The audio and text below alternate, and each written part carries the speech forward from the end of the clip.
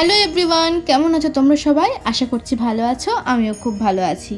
রোজ রোজ এই একই ইন্ট্রোডাকশন শুনে শুনে হয়তো তোমরা বোর হয়ে গেছো না? চেষ্টা করব নতুন কিছু বলা এবার থেকে। তো চলো, আজকে একটা অন্য রকমের ভিডিও নিয়ে চলে এসেছি। অনেক দিন পর গেট রেডি উইথ মি নিয়ে চলে এসেছি। Get ready with me for Kartik Puja, first time তাও আবার। তো চলো, কার্তিক পুজোর জন্য আমি এখানে পরেছিলাম নীল কালারের একটা শাড়ি, যেটা একদমই নতুন, পুজোর আগের কেনা। কবে পরবো ভাবছিলাম, তো আজকে ফাইনালি আমার পরার সৌভাগ্য হয়েছে। আর এর সাথে জানি অনেকজনই বলবে যে এই ব্লাউজটা হয়তো মানাচ্ছে না। এটা আমার একটা এই ঘি কালারের মালবেরি শাড়ি আছে, ওই শাড়ির ব্লাউজ পিসের ব্লাউজ, যেটা নতুন একদমই পরশুদিন আনা, সেটাই পরেছি। তোমরা সবাই বলবে যে এই শাড়িটার সাথে এই ব্লাউজটা ভালো লাগছে না, সাদা পরলে আরও বেটার লাগতো। হ্যাঁ, আমিও মানি, কিন্তু আমার সাদা কালারের যে সমস্ত নতুন ব্লাউজগুলো ছিল সেই সমস্ত কিছুই আমি পরে ফেলেছি। সেই জন্য নতুন ব্লাউজ বলতে এই সাদার মধ্যে আমার এটাই ছিল, তাই দেখলাম এটাই পরে নিই। আর একটা ছিল যেটা হয়তো আমার সাইজে হতো না, অনেকটা বড় হতো, সেই জন্য ওটা ট্রাই করে দেখিনি। সে যাই হোক, তো চলো প্রথম থেকে বলি কি কি করলাম। প্রথমেই সন্ধ্যের সময় স্নান টান করে নিয়েছি। আর স্নান করার পর মাথাটা ভালো করে মুছে নিয়েছি, কারণ এই যে শীতকাল পড়েছে, তার উপরে সন্ধ্যের সময় মাথায় স্নান করেছি, ঠান্ডা বসে গেলে খুবই একটা বিচ্ছিরি ব্যাপার হবে। সেজন্য ভালো মতো করে মাথাটা মুছে আঁচড়ে নিয়েছি। আঁচড়ে নেওয়ার পর মুখে একটা ময়েশ্চারাইজার মেখেছি, যেটা ছিল নিভিয়ার। তারপর আমি একদম ডাইরেক্ট কাজল অ্যাপ্লাই চলে গিয়েছি, দেখতেই পাচ্ছ। আর আমার কাজল ভীষণই প্রিয়। আমি লাইনার টাইনার কোনো কিছু পরি না, কাজল পরতে একটু বেশিই ভালোবাসি। আর কাজলটা বারবার কীরকম আমার ঘেটে যাচ্ছিলো। ওই যে বলে না যে তাড়াতাড়ির সময় যা কিছু করবে সেটাই একদম বিচ্ছিরিভাবে হবে, সেরকম হয়ে গিয়েছে ব্যাপার। তো কার্তিক পুজোটা আমাদের ঘরে হচ্ছে না, হচ্ছে আমার মামার বাড়িতে, মানে মামা শ্বশুরের বাড়িতে। ওখানে দিদা মানসিক করা ছিল যে কার্তিক পুজো করাবে, তো সেই জন্য আমার মামার বাড়ি যাওয়া।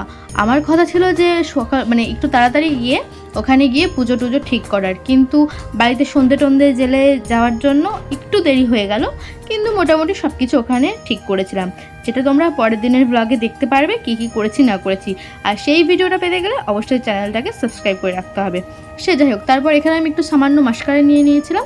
আমি লাইনারটা একদমই পছন্দ করি না, আমি কাজল আর মাস্কারা এই দুটোতেই সন্তুষ্ট। তারপরে পরে নিয়েছিলাম একটা নিউড কালারের লিপস্টিক।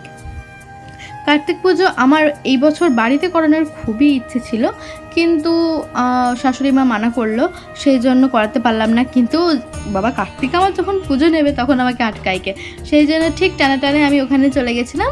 তো ওখানে গিয়েই পুষ্পাঞ্জলি দিয়েছি। একদম না খেয়ে থাকিনি, কারণ না খেয়ে থাকতে আমি পারছি না এখন। তাই সকালে অল্প মতো একটু মুড়ি খেয়েছি, আর তারপরে আমি একটু ফল টল খেয়েছি। খেয়ে ভালো করে স্নান টান করে বাড়িতে সন্ধে টন্ধে জেলে আমি পুজোতে পুষ্পাঞ্জলিটা দিয়েছি। আর যারা যারা আমাকে ওই লিপস্টিকের শেড জিজ্ঞাসা করো কী লিপস্টিক পরি আমি তেমন কিছুই নয়, সুগারের একটা নিউড সেট পরি। আর তার উপরে যখন দেখলাম বেশি ফ্যাকাশে লাগছে, একটা লিপ লাইনার ছিল, ওটা আমি প্রথমে লাইন করে নিলাম, অ্যান্ড তারপর গোটা ঠোঁটে আমি অ্যাপ্লাই করে নিয়েছিলাম, যাতে একটু ডার্ক ব্যাপারটা থাকে লাইটের মধ্যে। মোটামুটি খুব খারাপ লাগে না, একদম সিম্পল সাজের সঙ্গে বেশ ম্যাচিংই করেছি। আর হ্যাঁ, আমি কোনো ফাউন্ডেশন ইউজ করিনি, কারণ এই রাত্রেবেলা যাব, এসে কখন ফিরবো না ফিরবো, ঘুমিয়ে পড়বো, মেকআপ তোলা হবে কি হবে না, সে আমি একেবারে লিপস্টিক কাজল এই সবতেই কাজ চালিয়ে নিয়েছি। একবার আমি খোলা চুলে সিঁদুর পরেছিলাম, সেই জন্য আমাকে অনেকজন কমেন্টে বলেছিল যে খোলা চুলে সিঁদুর পরতে নেই। লজিকটা কি সেটা আমি আজও জানি না, কিন্তু তোমাদের কথা শুনে স্বামীর মঙ্গলের জন্য আমি খোলা চুলে তারপর থেকে আর সিঁদুর পরি না।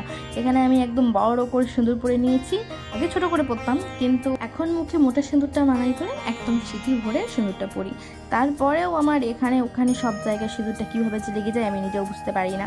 তারপরে ছোট্ট মতো নাকে পরে নিলাম ফুনফুনি, কারণ আমার নাকের পরলে একটু বেশি নাক ব্যথা করে, সেই জন্য এই ফুনফুনিটা পরতেই বেশি আমি স্বাচ্ছন্দ্য বোধ করি। আর সবার শেষে আমার যেটা না করলে সাজটা ইনকমপ্লিট, সেটা হচ্ছে আমার তিলক।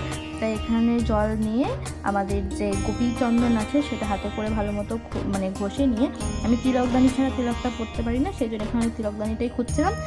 যার উপরে ফোনটা ছিল আমার রাখা, আমি বুঝতে পারিনি, তারপর অনেক কষ্টে খুঁজে পেয়ে আমি এখানে সুন্দর মতো করে তিলকটা পরে নিয়েছি।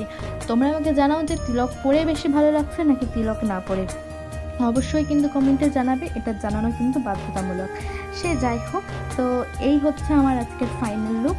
তোমাদের কেমন লাগলো অবশ্যই জানাবে, আর কারা কারা আমার মতো তিলক পড়তে খুবই ভালোবাসো জানাবে।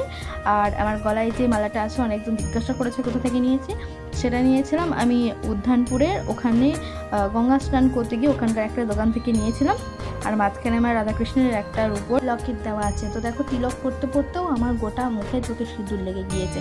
এই হয়, আমি যখন রেডি হয় আমার গোটা মুখে সিঁদুর লেগে যাবে, না হয় কাজল লেগে যাবে, বারবার আমার সাথে এটাই ঘটে। সে যাই হোক, অল ওভার লুকটা আমার কেমন লাগলো তোমরা অবশ্যই কমেন্টে জানাবে। আর তোমাদের একটা প্রশ্ন মনে থাকতেই পারে যে সবার প্রথম আমি যে বডিতে স্প্রে করেছিলাম সেটা কি?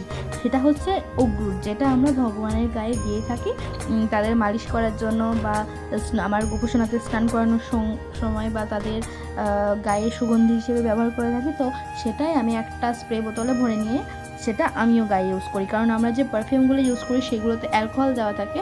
তো সেই জন্য আমি সেই সব জিনিস ইউজ না করে আমি এখন অগ্রুরই একটা স্প্রে বোতলে ভরে আমি সেটা অ্যাপ্লাই করি। অগ্রুরের দাম খুব একটা বেশি না, 20 টাকা হয়তো বাজারে কিনলে পেয়ে যাবে। এখানে আমার মোটামুটি একটা বোতলের অগ্রুর ঢালা ছিল, তাই অতটুকু লাগছিল। এটাই ছিল আজকে আমার ফুল ভিডিও। কেমন লাগলো তোমরা জানিও, ভালো লাগলে অবশ্যই like, comment, share and subscribe করে দিও। দেখা হচ্ছে খুব তাড়াতাড়ি নেক্সট কোনো ভিডিওতে। তো ততক্ষণের জন্য টাটা। আর তোমাদের যদি আরও কোনো কিছু জানার থাকে তাহলে অবশ্যই কমেন্টে জানিও।